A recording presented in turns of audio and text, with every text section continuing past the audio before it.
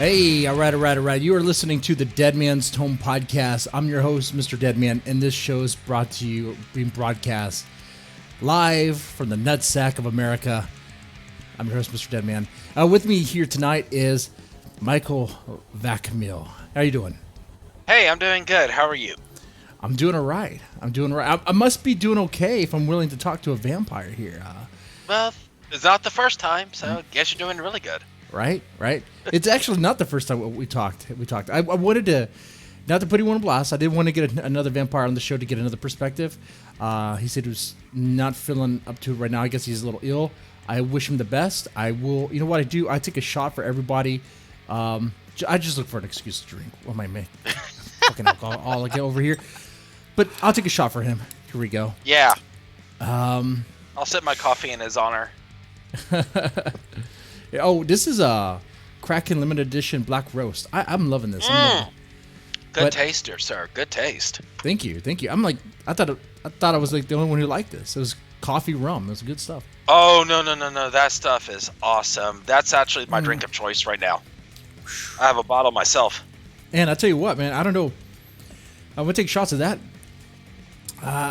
The coffee kicks in. It's like The coffee does kick in. That is a really good sip and drink. It is.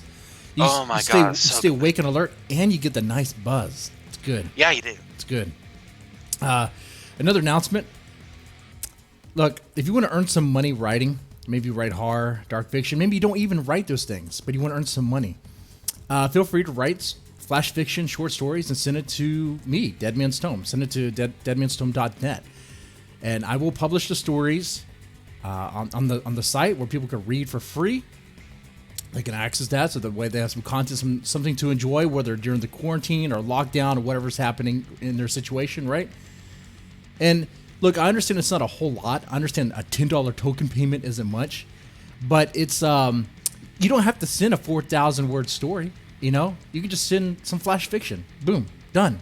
Get some quick, easy $10. Boom. You know, if it's good, if I accept it. You know, but yeah, just check out that. If you want to earn some money, you can do that. See, normally I'm pushing something to sell. This time I'm letting people know they can earn some money. That's a good thing. That's right. All right, Michael. The last time you were on the show, we talked about vampires and vampire lore a little bit. For those who don't know who you are, I guess you kind of explain what you do, because you also sell stuff on the side. You have an Etsy store. I think you are in the middle of some things. You have a book that you're working on. Book is actually out. It's done. It's done. It's out. It is done. It's being sold as we speak. So, introductions. Hi, I'm Michael Vacamil. I am the regent of the Vampire Court of Houston. We have been in the national, international media about vampirism, subcultures, occultism, sexuality, relationships. If it's odd, it's kooky, it's weird. If it goes bump in the night, I've been involved in it for the past 3 decades. And the book that you just mentioned is available on Lulu. It is a Vampire's Notebook, the COVID-19 edition, because, got to make sure why we're selling this thing right now. And it talks about death, grieving, dating, during trauma. How basically, it's a survival manual for trauma, how to meet people. It talks about vampirism. It talks about shielding, psychic defense, psychic offense, and what it was like for me growing up during the 90s, sort of a very aggressive period. And we're starting to see that type of energy now. Oh, okay. Well, yes? Okay, and we're definitely going to get into that. We'll get into the source material. Yeah. We'll get into the material of this book for sure. Yeah. I think one thing it touches on is, correct me if I'm wrong here, is I guess your origin story, how you became a vampire, or like your interest in that. Is it right? Yeah. Okay. Yeah. All right. So how I became a vampire? So yeah, let me start with that here tonight. First, how important is it to you to identify as a vampire? Is it just some label, or is it core to your identity? When I was younger, young adult, and sort of fighting for my identity, what was my sexuality, what was my religion, who I was as a person. And of course, when you're younger, you're fighting for that independence, especially in a culture in a world that's not always accepting. So when I was younger, it was so super important. It was just militant. But as I've gotten older, mellowed out, found better alcohol to make some of the pain of life go away a little bit, Yeah. make life a little bit better, I've chilled out about it. It's like, hey, you know what? I'm a vampire. I'm a practicing ceremonial magician. I'm an occultist. Wow, I like things okay. that go bump in the night. My sexuality is really too complex to even talk about. Most wouldn't even understand. But it's more of grace as I've gotten older. It's like, this is what I am. This is who I know I am as a person. Okay. And as long as someone's not rude, I am more than happy to share that particular aspect of my life with people. And whether people believe me or not is sort of irrelevant to how I see myself. Gotcha. Now, I imagine you have met people who just don't believe. Maybe they try to call your bluff, so to speak, so to speak, and be like, come on, you're not really a vampire. What would you say to people like that? We're not as we see in the movie. So if you're saying, well, you're not an immortal supernatural creature, I go, yeah, cool. We're on the same page. So when someone is trying to compare a real life vampire to a Hollywood vampire, they're 100% correct. There are no immortal blood drinking monsters roaming the earth. Just people with special quirks, special needs. And the best description of people like us are vampires. Okay.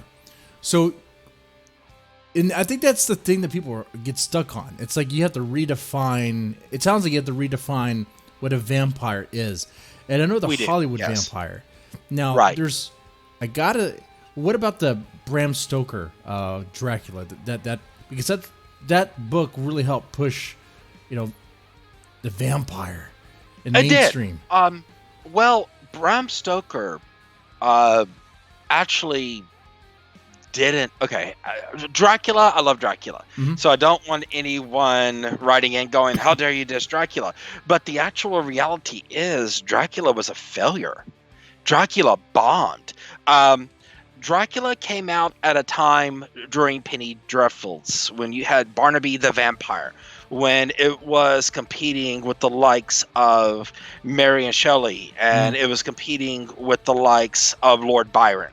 So English society was already inundated with these tales of horrors. So you had a little Irishman come along and bastardize a national hero in the form of Vateplush III, and made him into a satanic worshipping monster, when the reality is Vateplush was a devout Christian and defended the homelands from foreign invaders for that time period.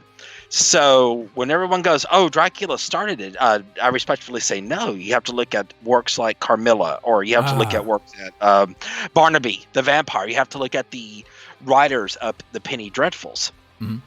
But afterwards, Dracula's literary brilliance, once all the faux pas were overlooked and some time passed, it was the authorship and the descriptions and just the brilliance of Stoker started to come out. But unfortunately, like many artists, it had to come out long after his death.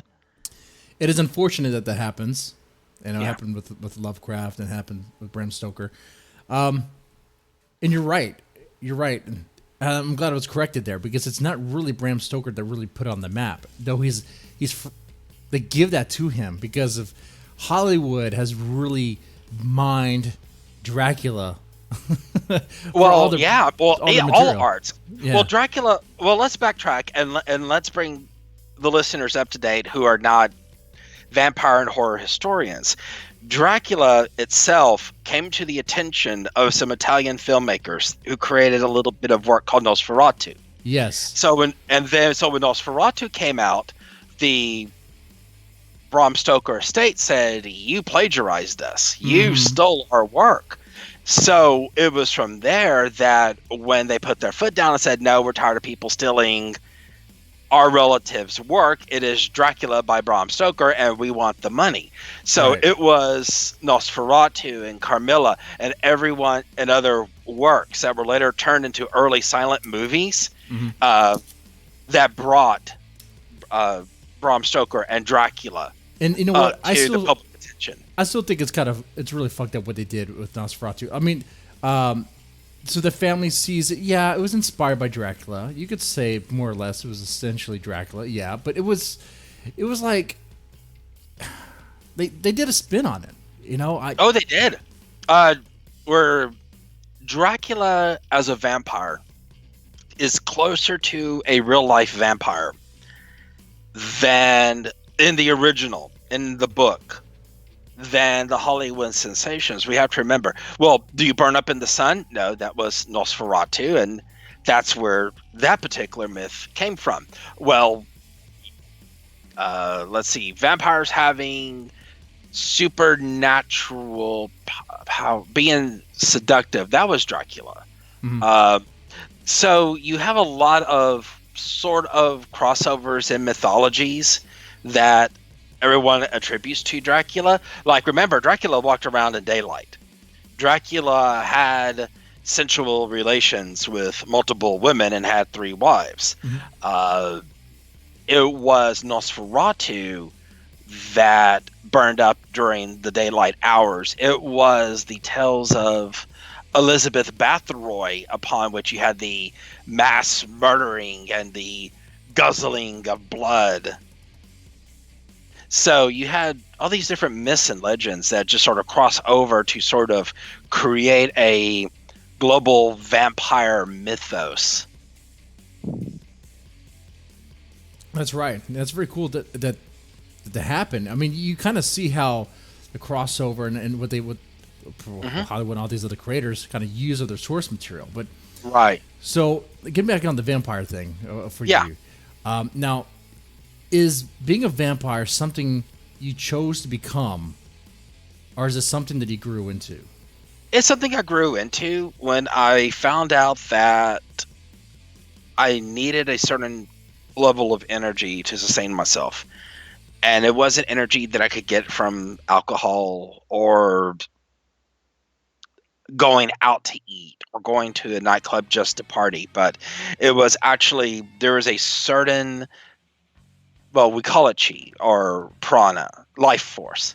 And there's a certain flavor of that energy, like many living vampires, that we need to sustain ourselves, or else health starts to deteriorate, emotional health starts to deteriorate. We start feeling very sluggish. We don't sleep well. Insomnia is usually horrible for real vampires. Mental instability. We become just really irritable and unbalanced if we don't feed. So we usually find early. And When when we're you in say our feed, teens. is it always blood or is it other things? It can be energy. It can be blood. It can be sex. It's whatever the vampire is craving that has the chi within it.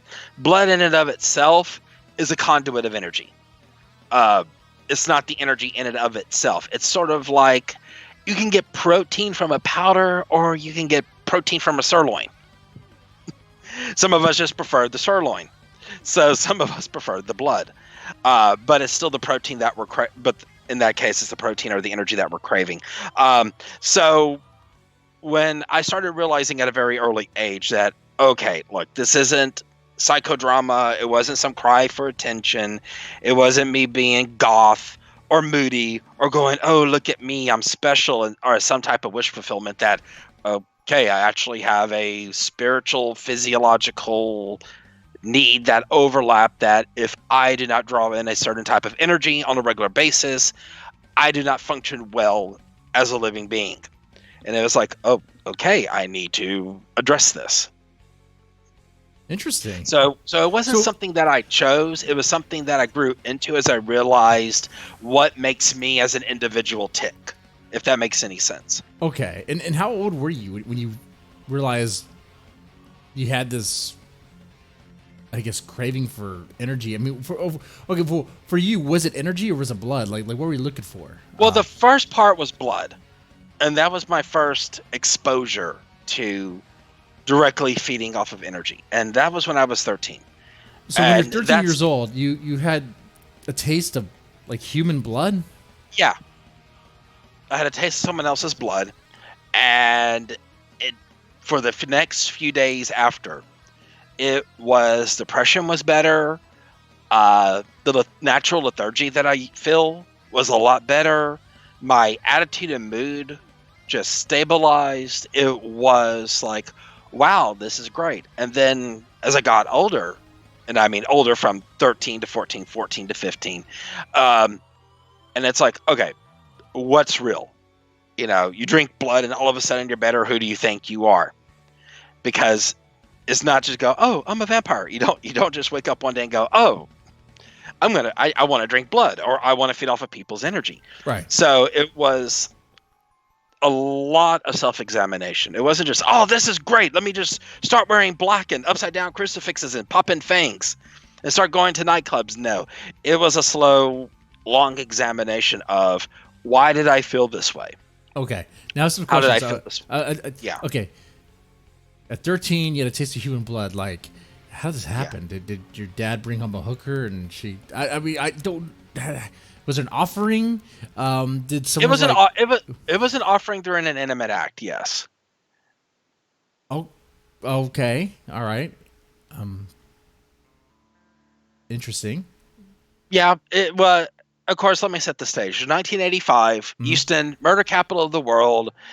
Internet just started coming out. Paganism just started coming out. Alternative sexuality started coming out. Goth just started coming out. So everything that we sort of know now, we were me and that particular generation at that time were sort of ground zero. So, and it was also the birth of the latchkey kids. So this sounds like a really bad post-apocalyptic coming-of-age drama during the 80s and 90s, but it was not as uncommon of experience that people want to make believe. A lot of us was like, hey, totally. Yeah, I mean, mom had to work. Kids were just running wild. They were doing whatever because no one was really watching them. Well, no. I mean, no one could. I mean, there was no curfews. It was impossible to have one because mom now had to get out and work. Yep. Most families were dysfunctional. We were dealing with the aftermath of Vietnam. We were dealing with the drug addiction of our soldiers still coming back from Vietnam. We were still recovering from the 70s. We just got finished with the whole situation with Carter and the coming of Ronald Reagan and the conservative revolution, satanic panic.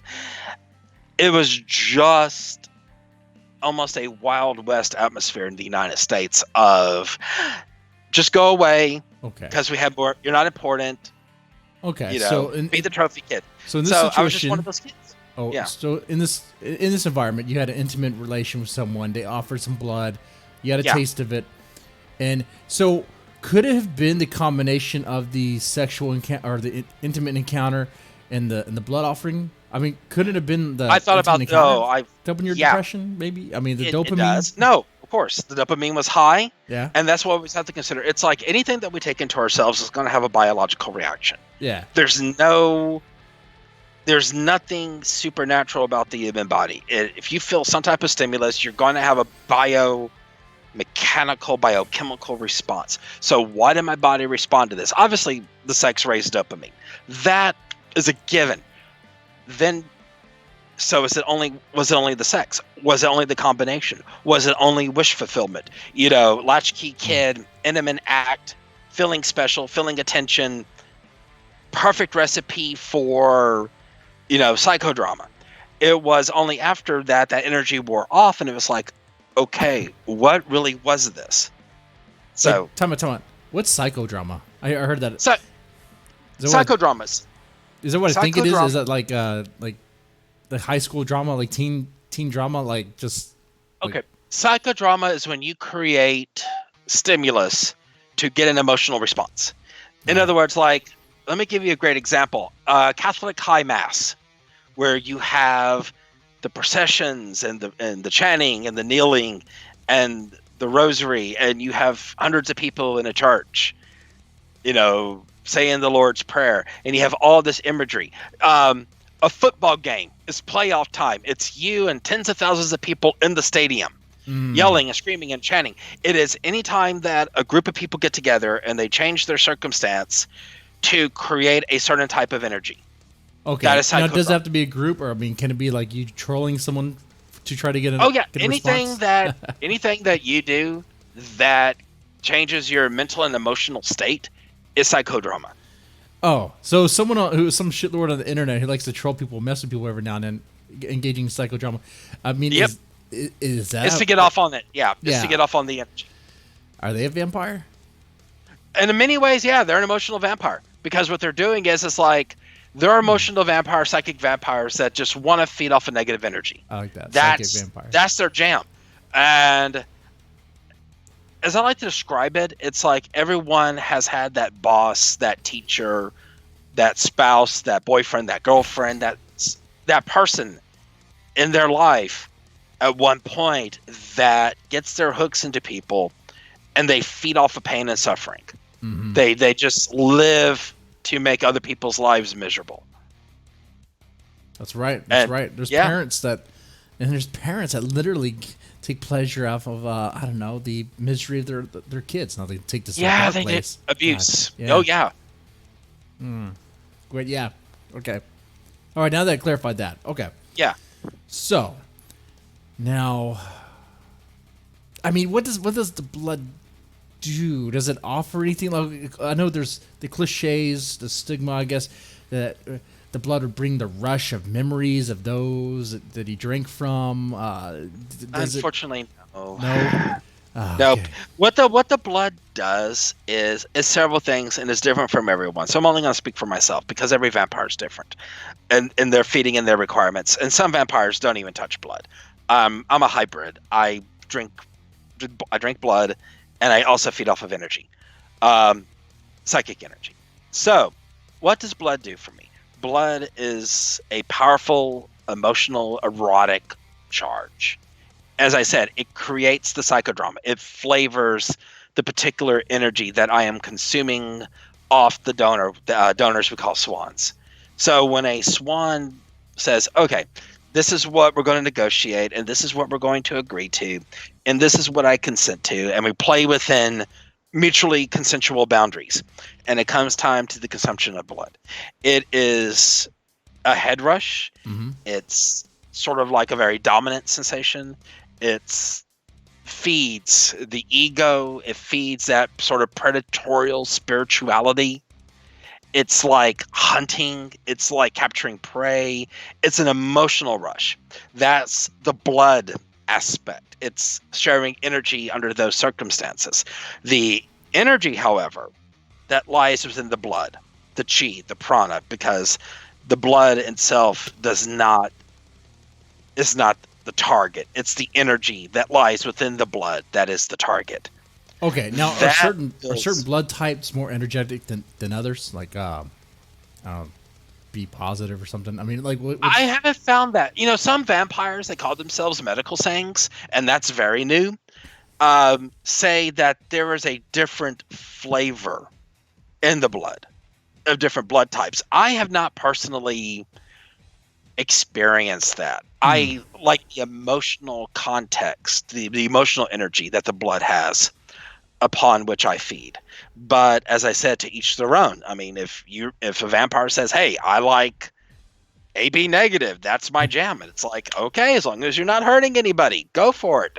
All right. What? So what other things does this vampire identity entail besides blood drinking or psychodrama seeking? What is it about a vampire that really is different from just a regular person, like, let's say, like, okay, me or something? At the core, the difference between a vampire and a regular person is this. Say you feel depressed, and your jam is, I'm going to go to a bar. I'm going to go to my favorite bar. And if you can't go to your favorite bar, you find an alternative, and you're cool. You can go to your favorite bar later. Or it's like, you know what, man, I really am craving a steak. and I really need that steak. And it's like, oh man, I can't make the steakhouse tonight. So I'm just going to go to a sushi bar. You have different options to satisfy needs.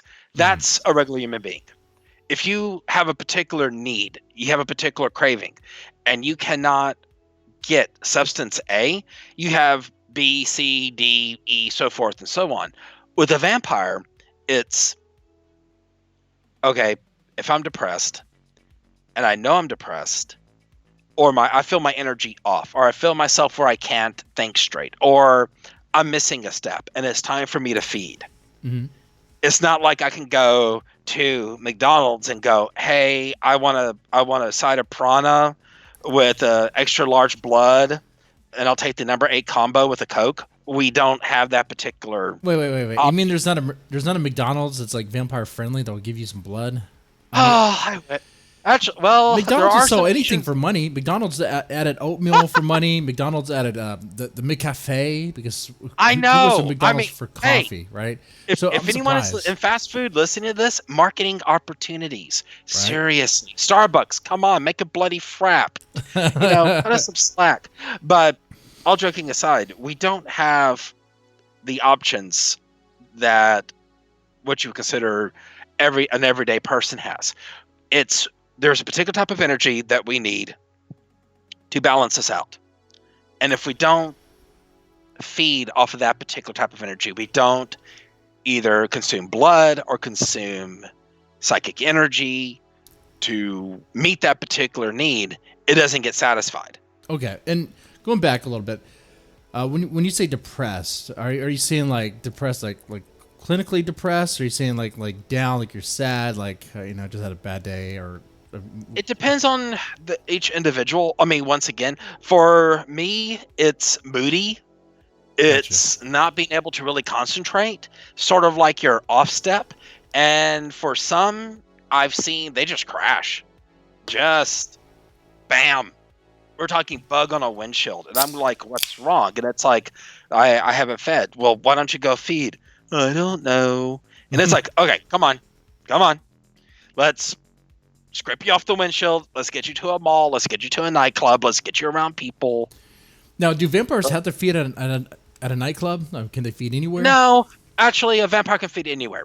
And so it's not like The Hunger or, oh my God, what was that other great movie with the cast of aliens? Oh, I'm going to kick myself for forgetting it. Or Lost Boys, or like you see in the movies where it has to be wearing super sexy goth gear and we're going out to club. Like, do vampires have to look like vampires? Oh God, no, Okay. no. Here's the scary, honest truth. Most vampires don't know they're vampires. Yeah, see, if I was a vampire and I saw a bunch of people dressed in leather, I would call them posers or something, right? And they're just like, you guys look like you went to Hot Topic or something. Like, hey, don't I'm just saying, don't bash the lair. Don't bash the lair. But all joking aside, most vampires who are vampires have no clue, one, they're vampires, and two, vampires that know that they're vampires. We don't dress in goth all the time. I'd be the guy who's wearing a suit. I'd be wearing a suit as a vampire. If I was a vampire, I'd be dressed in a fucking suit. That's what I'd be doing. I'd be doing that shit. There's you know what? There's a particular lifestyle called corporate goth, where we just dress in professional suits. So it's really interesting because now I want to change it. Now I want to change it to go white trash. I'm fine. I'll just go white black trash zombie. Armani. I would die for a black Armani, silk ties, soft Italian leather shoes. Yeah. If I'm going to go out goth, I want to go out corporate goth. I mean, there's a time and place for everything, because the clothing creates sort of that energy and atmosphere that you want to get, put across. But every day it's like, I wear jeans and pullover sweaters, and I am the most inconspicuous okay, I have black and purple hair, but outside of dyed hair, which is so common these days, I don't get second looks at a mall. I walk around, ambient energy away from the human body, no longer a part of a person's personal space, just sort of free floating out there for anyone to use and take. Mm-hmm. Walk around the mall. Few thousand people, feed. Sit in the food court, people walk by me, feed. We're fine. No one knows the difference. And that happens all the time. Schools, colleges, work environments, your cubicle, cons. Oh my God, cons. Cons are funny. You have vampires pretending to be Hollywood vampires walking around jokingly saying, "I'm going to feed upon you." And people are going, "Oh, okay." And they go, "Is that consent?" And they're like, and I'm just watching this whole interplay of people feeding in plain sight, and people are just going along with it. I'm going, they gave consent. Okay. Wait. Wait. These. Sorry. Backtrack. So vampires are feeding off people at cons for real? Yeah. Yes. It's quite funny. I mean, I've seen groups of vampires. Man, Van Helsing would have a field day with all this shit. Van Helsing would be pissed off. Blade would be pissed off. Hey, oh my God, it's really funny that, and it's like, I'm a real vampire, and then they do the whole Fang thing, and then they're like, "Oh, take a picture with me. Well, can I feed upon you? Okay, sure. No, really feed upon you. Well, don't bite me too hard." And they're like, "Okay." It's hysterical and it's funny, and it's like I'm in the middle of downing a salad and sipping Starbucks as I'm watching vampires cosplaying vampires take pictures with normals, and it's fun to watch. But to get back to point, that what does a vampire dress like? Anybody? I would say the big difference for me between goth and corporate goth is a corporate goth can at least appear business professional. They can at least appear in court and not be laughed at by the judge or jury or anything. They look, I mean, as long as their hair's not too crazy. We're talking about courtroom anyway. Let's see. What other things are different between a vampire and a regular person? I mean, let's see. Any psychic abilities? Can you guys read minds? No. Well, okay. Let me backtrack. Do people think they have a certain degree of spirituality? Like I mentioned before, I'm a ceremonial magician and I study the occult and I practice magic. Well, that's a religion and that's a faith. So if you're going, do you have supernatural powers? Well, I don't consider it supernatural. It's active meditation and putting energy out to the universe and get energy back, followed by a whole hell of a lot of hard work. So some vampires will go, "Well, yeah, I practice magic." Well, okay, but so do Italian, and grandmothers praying over candles. Right. So I don't consider it just a vampire ability. I just consider it that vampires, because of their nature, we're aware of energy like no one's business, because if we don't monitor our energy, we can get really messed up. So a lot of vampires go, okay, well, if I am monitoring my energy and I'm aware of my energy, what else can I do? So you have vampires that practice, Tai Chi. You have vampires in martial arts. You have vampires that are deeply religious. And then, from that religion, some practice Wicca, some are witch, some, pursue some spiritual practice. Some focus on mentalism. But that's not exclusively being a vampire. That's just being aware of what every human being has. Interesting. And how big is the vampire community? Like, is it growing? Is it massively? Massively. Yeah. Okay. Massively. Now you represent I understand you were like the king. I know you don't really like that label necessarily, but you are the king of the vampires in Houston and this area. So with that, how can you say how many vampires are there, or does that put them at risk for vampire hunters? I don't know. No hunters. Yeah, and just to be clear, you are right. I don't like the title of king. Some people have really abused it. We took a vote. We decided to start to rename ourselves, become a little bit more down to earth. So me and my girlfriend, we've taken the title of regent, sort of like, hey, we're not over anybody. We're not better than anybody. We're just sort of govern everything. But regent, king, it's still the head grand poobah. So, how many vampires? Oh my God. The last count that we did,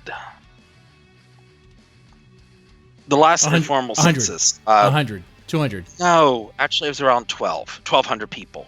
Ooh. Okay, when you first said 12, I was like, oh, 1,200. There's 1,200. Yeah. Hold on. There's 1,200 motherfucking bloodsuckers here in Houston. Well, let's Do I run need to the get Blade on the line? Jesus Christ. We need to Well- solve this problem here. Oh, well, I'm look, I mean, joking. you think that's I'm scary? pro zombie. I'm pro Consider zombie. this. Vampire. Sorry, I'm pro vampire.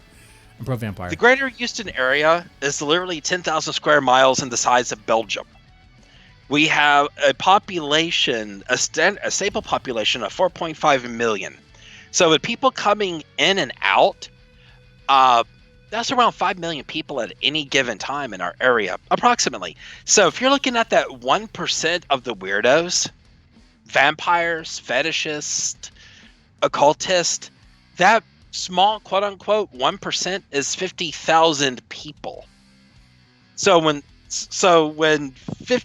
a fraction of that responded to my poll and we got 1,200, that 1,200 only is representing the smallest fraction of the total 1% in our area that is on the fringe. Yeah, it makes me wonder who didn't respond to the poll, who was really a vampire.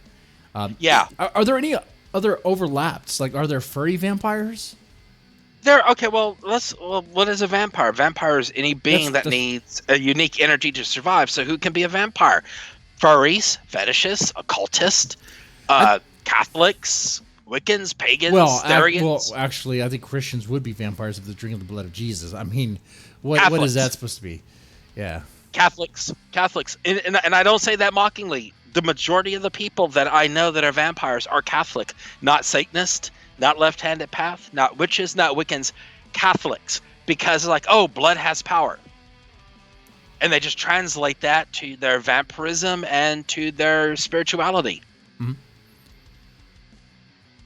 That's right. I mean, they do. They do. Yeah. Blood. You're literally committing deicide. All that stuff. Yeah.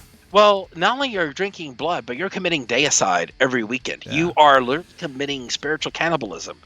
So, for a Catholic that's young in this day and age, that is also a vampire, they're like, oh, well, yeah, why? This isn't strange. I ceremonially drink blood and I eat the body of a god for salvation and spiritual power and communion to heaven and to angels and to saints. So my Latino vampire members of my groups, they're just like, I grew up with this. Mm-hmm. You know, it's like, oh, gee, you mean I wear crosses and rosaries and I dress in black and veiled. That's what I've done all my life. So right. So I'm like, hey. So there could be other vampires. Now, I think, of course, I'm catching myself. I'm thinking blood sucking. But psychic energy. It's like, okay. That means thrill chasers could be vampires in a way. Yeah.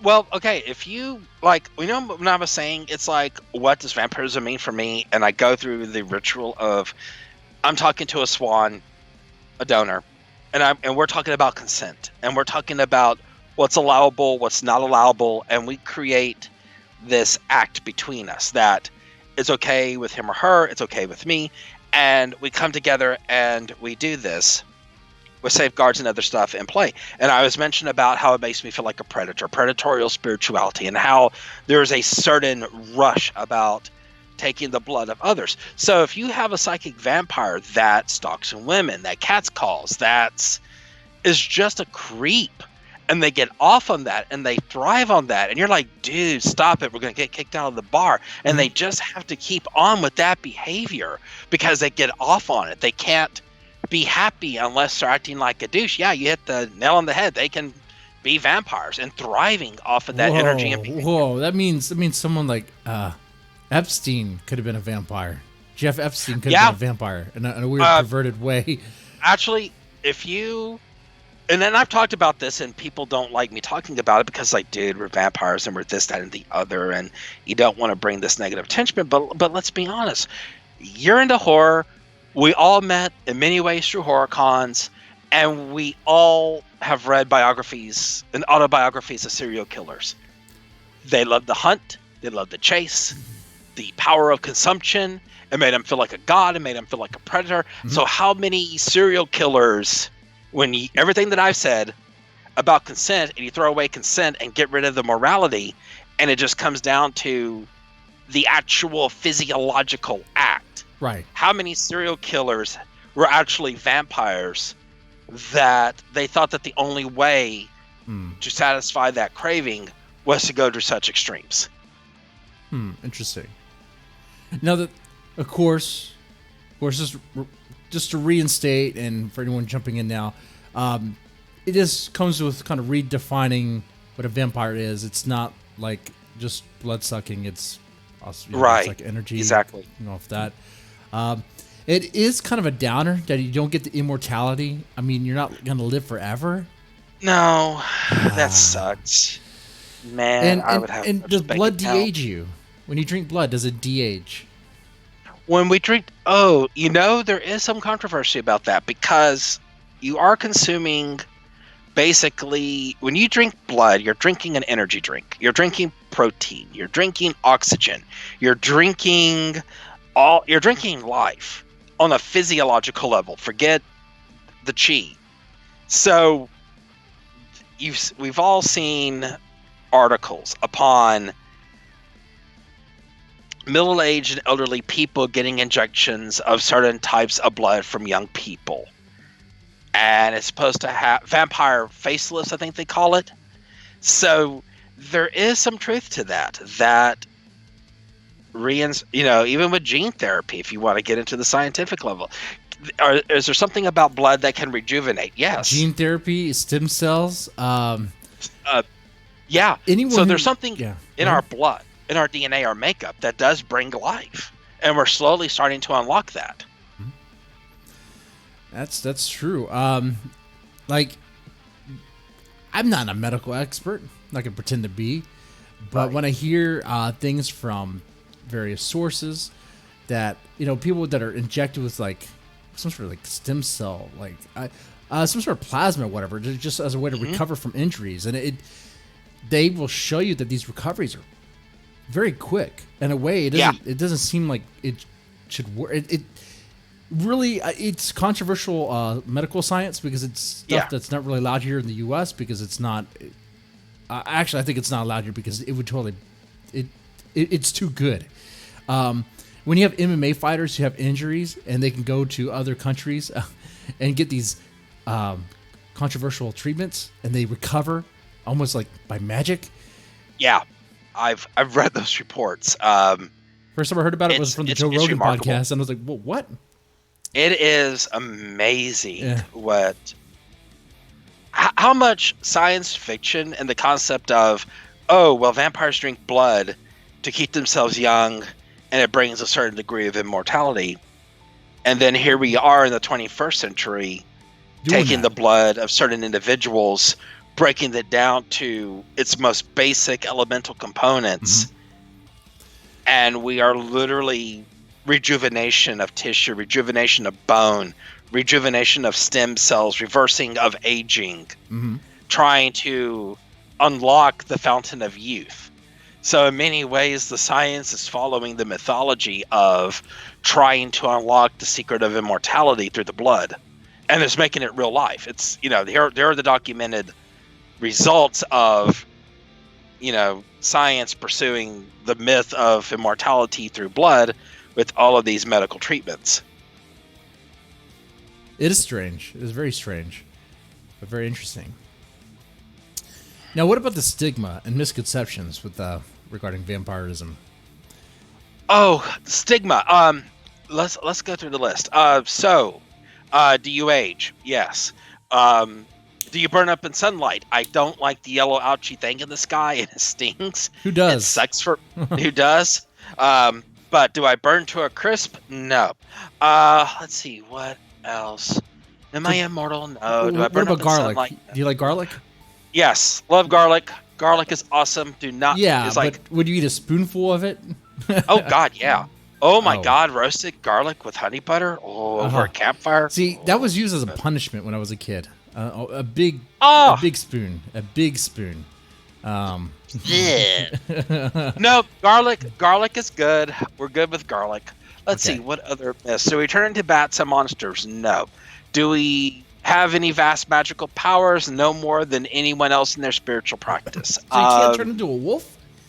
I What? wish. But You sleep in nope. coffins. Do I sleep in coffins? I've had the pleasure of sleeping in a coffin. It is highly uncomfortable unless it's a specialized coffin designed as a bed. Yeah. Coffins are not comfortable. No, I would They imagine are not comfortable at all. sleeping on hardwood floor with no No padding. padding at all. It looks impressive, but it sucks. It hurts. Yeah, it tires out real fast. Do we always dress like goth? No. Do we all dress in black? No. Are we all Satanists? No. Wait. Do y'all hunt werewolves? Do we hunt werewolves? No. Wait, okay. Are all the vampires hot? Are all the vampires smoking hot? Like Kate Beckinsale. Well, not to brag, but I think that the one thing I have found is like you do get a certain degree of sexy if I don't want to, brag too much. I think we are some very beautiful, sexy people that just maybe with a lot of self-care, but I think maybe the vampirism sort of pushes us over that edge a little bit. Werewolves. Oh my god, werewolves. There's an actual group of people called Therians. And like we believe that we are vampires. I've been covering them. I haven't spoke with someone who claims to be one in real life, but I've been reading psych papers on lycanthropy. Yes. And so yeah, apparently clinical lycanthropy is a real thing, and it is. Some people claim to transform. I would love to see that. My biggest thing with Supernatural is this: go on camera and do it in a lab under controlled circumstance. If you can do that, my God, my hat is off to you. Awesome sauce. Let's start studying that person's DNA. Right. Let's see. What other questions about vampire? Dress. Do we all wear fangs? No. Do we all have capes? Oh dear God, no. That goes into the whole gothic dress category. Do we all live in Hot Topic? No. Well, that's good as well. That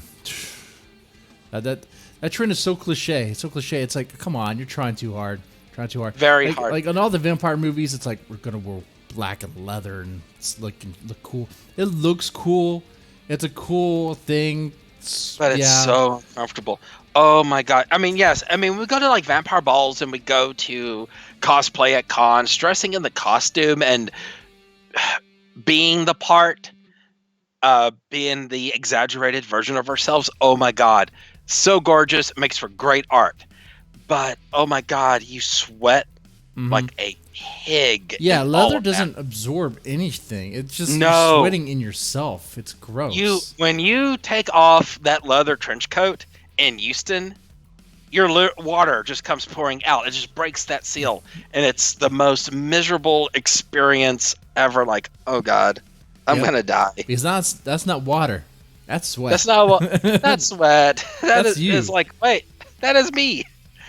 I have just basted myself in Houston heat. Yep. Yay! Yep. Oh, and the humidity? God, no. No. You gotta. I want to see. Houston has too much humidity to be, to look like a vampire 24/7. I want to see some vampire movies really break from the cliche. I want to see vampire chicks in yoga pants or something. I want to. Just see Near Dark. You want to see? There's a horror movie that came out the same time as Lost Boys, and it had Bill Paxton and a lot of the crew from Aliens filming it. And it's called Near Dark, and it's about a pack of vampires that travel around in an RV. And they are like the anti-vampires. They're not sexy. They're not all-powerful. They're basically a bunch of like misfit psychopaths traveling in an RV, going around killing people like monsters. And they dress in plaid, kicker boots. I'm glad. And I mean, they are monsters. They're not pretty things. Bill Paxton as a brutal psychopathic killer. So when you brought that up, it's like you would just like to see a vampire movie where they don't all dress in leather. That is the movie you want to see, and it is fantastic. You know what? You're not the first one to recommend that. The cover guy, he's been doing the covers for Deadman's Tome. Damascus Mintzmeyer, he mentioned that several times, Each time I'm like, I gotta check the movie out. Of course, I say that. I try to make a list, a mental list, and that's not very good, not very helpful because I forget it. Honestly, I forget, and it's like, well, I need to check this out. But now it's so deeply ingrained in my mind, and so much time due to coronavirus. Yeah. First time it's been mentioned today on the show. Woo! Wow, I went through the whole show without mentioning it. But yeah, so I gotta check that out. Near Dark. Yeah. All right. Near Dark, fantastic movie, and I'll say it. I'll say it in front of your audience. It is what Lost Boys should have been. It is the movie that should have defined vampires. It should have been the definition of what vampires are. They, look normal, act normal, be normal, until it's time for that predatorial instinct just to pop out. As to where Lost Boys had the glitz and the glamour and the charm and sort of that whole, we are all beautiful and sexy, and it's like, ugh.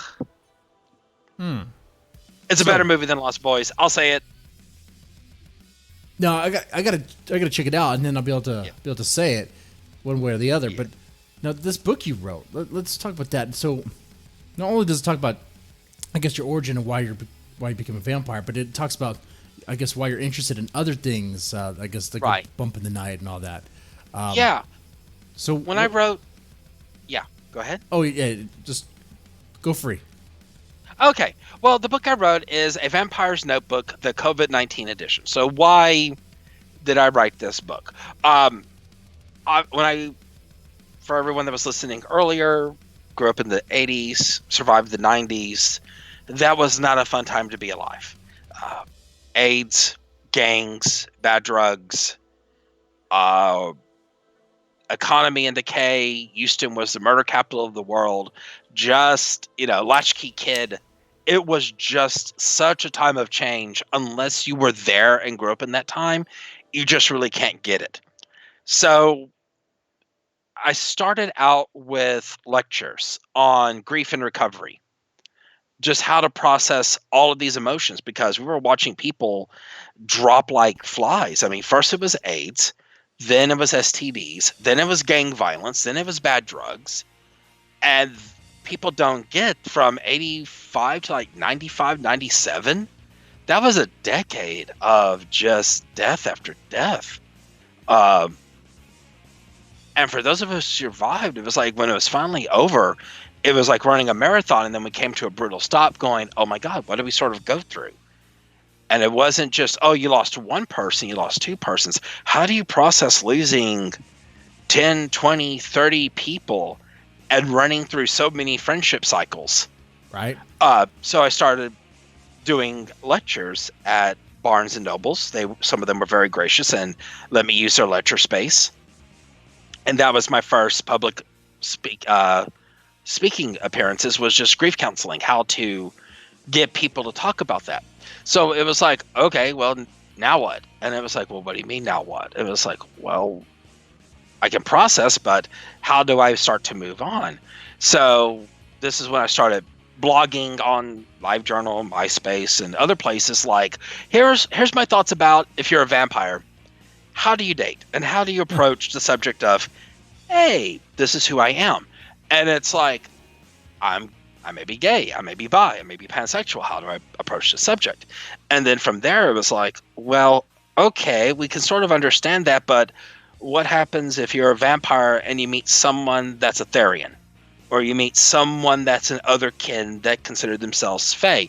How do you approach them and their beliefs, out of respect? So it's like, so I started talking about dating advice, how to talk to people in different subcultures. And that's something that a lot of vampires are like, well, there's so many of us, so we're going to be cool. And it's like, that's really acting like a shitlord or an edgelord and trying to date and make friends and build bridges and build a community is just not productive. So I started writing articles about dating within other subcultures, dating with other sexualities, dating with, what are their views of things? So I started interviewing them. This book started off as a blog post sort of thing, or?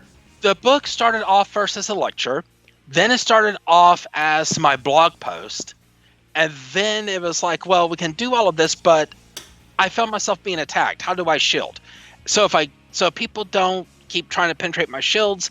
Can I make my energy aggressive? So this book was just sort of, as I said, it's a Ooh, notebook. wait. How can I make my energy aggressive? How does that work? Yes. Well, okay. You have a lot of people that talk about spiritual shielding. In other words, Yeah. if someone is around you, imagine yourself into a bubble. Okay, most people can see that. I'm rubber, you're glue, it bounces off me and sticks to you. It is the most basic fundamental shielding. The sticks and stones break my bones and names will never hurt me. But what happens when you're not dealing with someone with the mindset of a child, someone who's just being aggressive, someone that is just pissed off and angry at the world and they decide you're their target for the day? Then they come at you. Well, oh, okay. Yeah. I mean, so go ahead. So if you can imagine a bubble around you, Yeah. then it's like, then you can already imagine, you can already shape your energy. So it's like, well, if you can shape your energy into a bubble and they keep trying to get past your bubble, could you imagine, say, yourself inside a bubble covered with spikes? So it makes them a little bit more uncomfortable.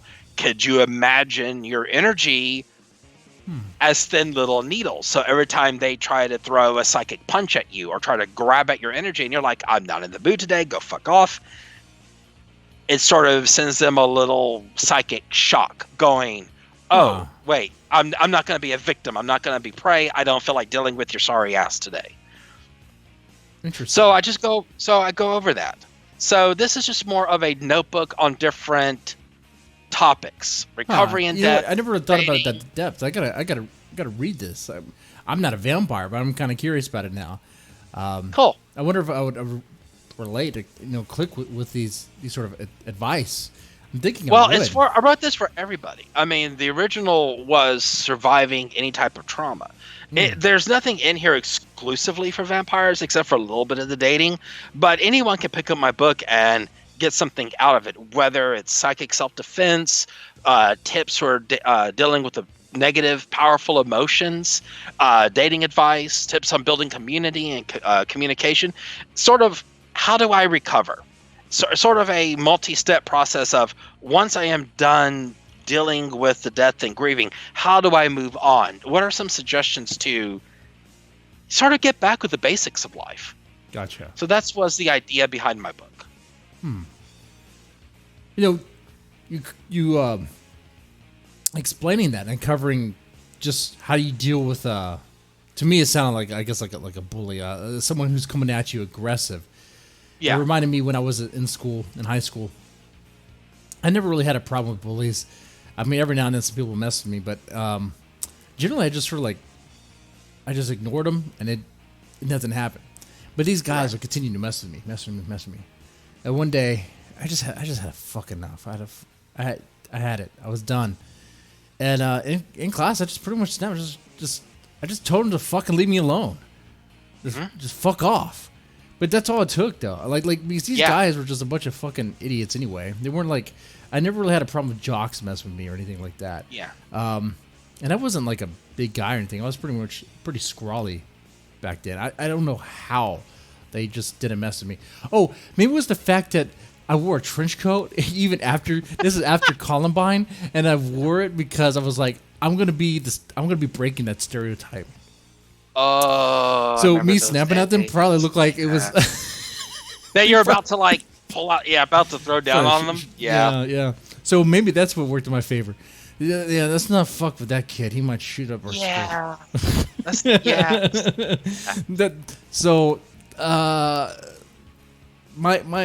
My self-help book, my advice book would not be very good. dress in a trench coat. Oh man, be super scary. Be so scary where the cops kind of want to do something about you, but they can't yet because they don't have a reason for it. Yeah. No, I know several with that philosophy. I do. Oh man. Well, we're kind of at the end here, but what was that? Do you I know we talked about vampire movies a little bit, but is there one? I know we talked about one. Well, actually, what's a vampire book that you would recommend? One that kind of, I guess, shows vampires in a different way, in a way that most people wouldn't think of. Oh, Obviously not Anne Rice because she's all vampires are right. romantic and stuff. Oh my goodness. Though Lestat was pretty cool. Uh my favorite one of my favorite authors, and I've had the pleasure of meeting her. Her name is Kim Harrison, and she writes a book series called The Hollows. And even though her vampires are, well, they're for the book, so they're sexy and they're smart and they're powerful, but they're also down to earth and they have human emotions and they have an age cycle and they live, they love. So Kim Harrison writes her vampires very human, very much part of the world. So I really enjoy her. So if we're looking at fiction, pick up a Kim Harrison novel. If you're looking for like books about vampirism, Michelle Beranger writes some really great books on vampirism. Uh, let's see, Eric Vernor, Carvos Nocturnum. He writes some awesome books on vampires. Father Todd Sebastian. He has several books about his particular brand of vampirism. Hmm. Oh, jeez. Ooh. Michelle Beranger, Father Todd. Uh, that's really all that comes to my head Okay. about Arthur's and sort of a more realistic version of vampirism. Okay. Okay. Well, I gotta check some of these guys out for real. All right. I check that stuff out and get a different view on vampires. Very cool. Well, Michael, it's been great having you on the show. It's been great talking about what it's like to be a real life vampire. I definitely learned a lot more. And I think you've been on 3 times now. I actually learned more in this sort of sit down, this talk than I did before, even though we kind of covered a little bit at the kind of more surface level. I feel like this episode we kind of went a little bit deeper. Yeah, I think we did. I think we had a really good conversation. I think next time you come on, should definitely spend more time talking about your book and the other projects you're working on, and maybe other projects. Probably be more. I understand you want to put a podcast together, things like that. So Right. it sounds like you have a lot of stuff, plenty of material, plenty of things We to talk about. Yeah, we have an online magazine going. We have the book coming out. We have a vampire cookbook that's going to be released earlier this year. A vampire cookbook. A vampire cookbook. So between the notebook, the vampire cookbook, and a book of poetry, we should have 3 books out in 2020. Now, the cookbook, does it require blood for the recipes? Yes. Oh. Yes. The vampire cookbook will be traditional recipes from around the world where blood is a integral part of the recipe. You know what? One time I did a reaction video, which I used to do a lot more than on YouTube before this whole channel got demonetized because it's too fucking sexy. Ugh. Too fucking sexy. Jeez. Too fucking sexy. I'm a fucking porn star. What can I tell you? But I reacted to these. I can only describe them as, and just because I'm not really into drinking blood or into drinking period blood, Right. but these chicks would super femme chicks would store their period blood and a I guess in a glass container and just keep it over and over to store it. And they would paint with it, they would cook with it, they would bake cookies with it. I could tell you, man, I'm maybe a psychic vampire, yeah, maybe a Maker's Mark and beer vampire, yeah, but blood, I was gagging. It's not for everyone. I fully admit that, but it's an acquired taste. So you would eat a blood cookie? Yes, because I make them. All right, with chocolate chips and sprinkles. I mean, do you put some? I mean, what? Oh, so you take the base of a sugar cookie and you add a little bit of pork's blood and substitute of the egg, and then you add some absinthe, and then you thicken it. You're putting up absinthe in it. I would eat an absinthe cookie, but I don't know about a blood cookie. Oh my god! Sort of an anise licorice cookie with that little bit of tingy coppery taste, and then you take the absinthe and you put it into a mousse, and then you chill it, and then you pipe it on top of the cookie, and then you dust it with powdered sugar. See, here's the thing: if the con scene does come back later this year, I hope it does. Yes. If I meet you, you'll probably offer me one of these cookies. I wouldn't even know, man. Oh no. I'd be like, I fully disclose when I'm serving people blood. uh, Full disclosure. you don't have to disclose to me. I'm not going to sue you. It'd just be interesting. Then okay, so It'd just be so an if I interesting have prank. in other words, so if I have a dinner party for the premiere of my book and I invite you over, that sounds like a really good podcast. You could just like do it live. Like, okay, this vampire serving me all this crap with blood in it. It's like if I die, dear listeners, this is what's happened to me. Yeah, that actually does sound like a good podcast idea. Yeah, that's great. Ooh, that sounds like a good challenge. I mean, this YouTube channel is essentially dead to me. I actually promote the podcast side more than do YouTube because everything's dying on YouTube. It's slowly dying. I'm the same way. I had a thriving YouTube channel and I got rid of everything.